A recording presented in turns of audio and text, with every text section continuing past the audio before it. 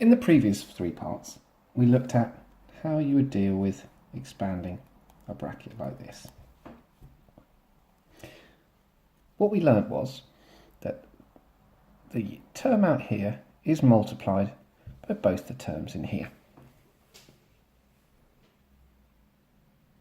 Now, let's look at this in a similar way to another problem.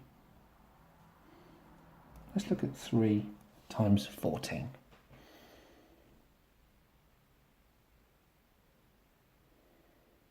Now, 3 times 14,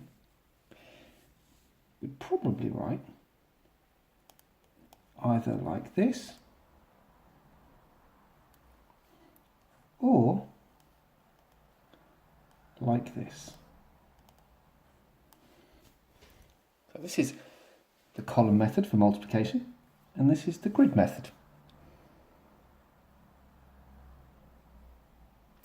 What you do is you do 3 times 4, which gives you 12, and then you do 3 times 10, which gives you 30. And there are your 2 parts, and then you add them together. So you multiplied the 3 by the 4 and the 3 by the 10. Same over here, you do 3 times 10 and 3 times 4. Then you add the parts together.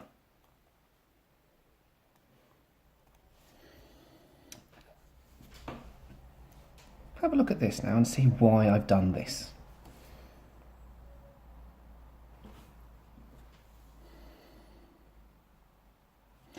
Let me write this question differently.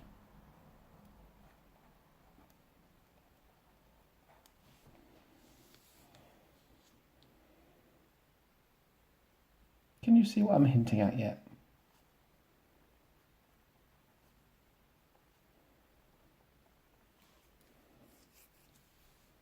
In both cases, we broke up this sum into 3 times one bit and 3 times another.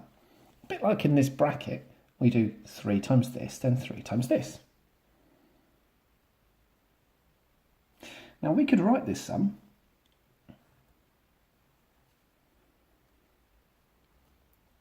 as a grid and do 3 times x and 3 times 4. Same as 3 times x and 3 times 4.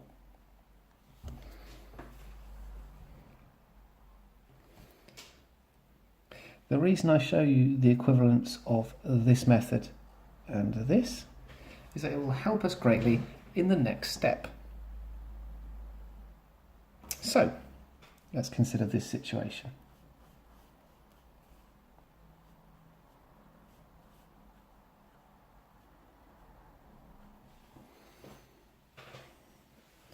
Now, what does this mean? Well, there's a symbol missing from between these brackets. What is that symbol? Correct. If you said it, it's a multiply. Now, when we have a bracket and we have something in front of it, we times everything that's in here individually by what's outside. So we do this thing times by x, and then we do this thing times by 3.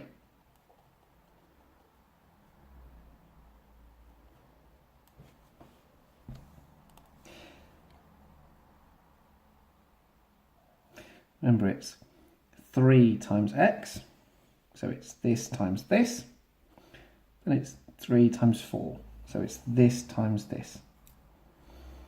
Now, I haven't expanded this yet. I've got to do another set of expanding. It might be easier to write it this way round to help you see. So, x times x, x times 2, 3 times x, 3 times 2. And then these two terms in the middle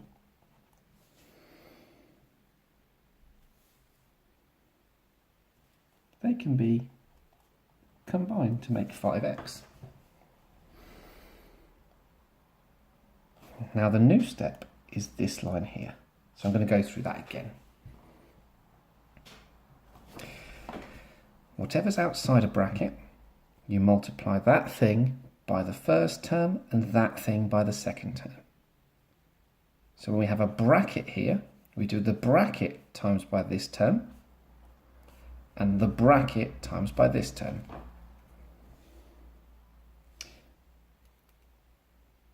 After that, we expand those single brackets and then simplify any terms we can.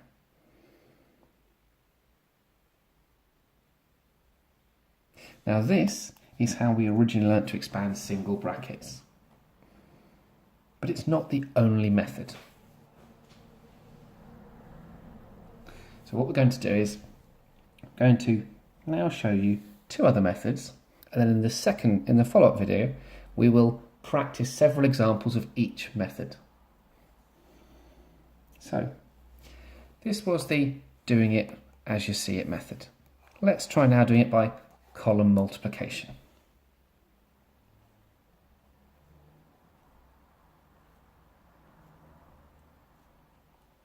Now this is the least common method, but I saw a very intelligent young lady work this out once in class for herself. It was superb. So let's go back to what we did up here. We did 3 times 4 and 3 times 1. So I'm going to start with this, do 3 times this, which is 3x plus 6. Then I'm going to do this times this, which is 2x and x squared. I'm going to put the 2x here underneath the 3x. I'm going to put the x squared there.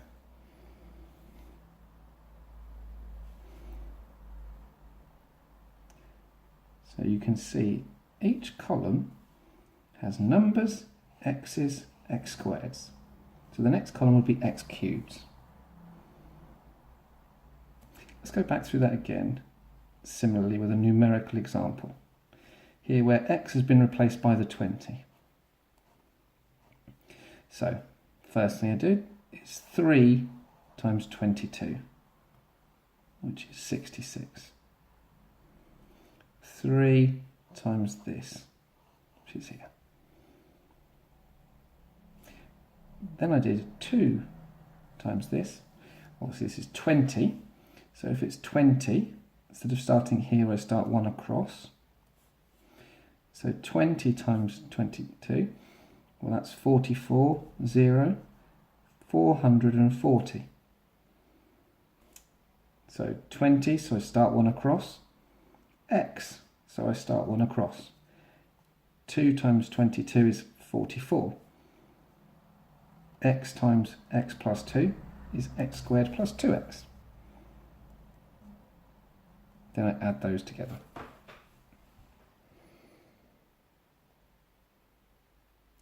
The final method that I want you to have a think on is the grid method.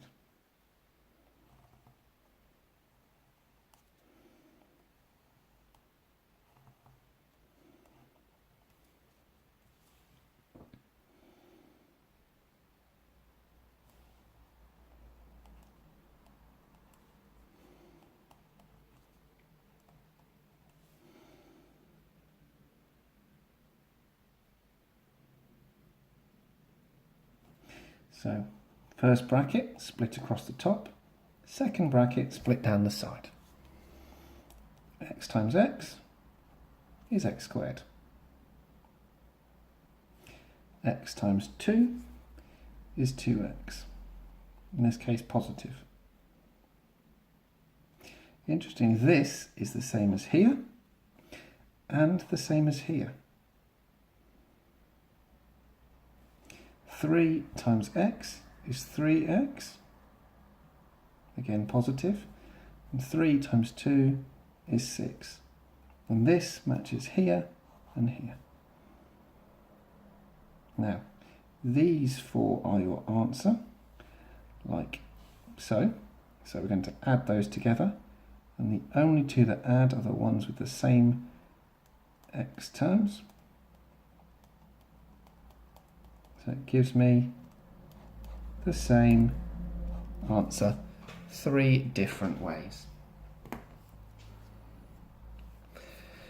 Now we're going to do 3 parts on this, where we're going to spend some time practicing this method. Then we're going to spend some time practicing this method, and then this. I recommend you watch at least 2 of them and get competent, but you may choose all 3.